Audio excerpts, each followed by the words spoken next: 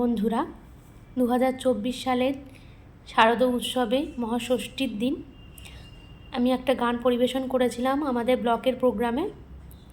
মঙ্গল দীপ জেলে অন্ধকারে দু চোখ আলোয় ভর প্রভু, সেই ভিডিওটাই আমি তোমাদের সাথে শেয়ার করলাম।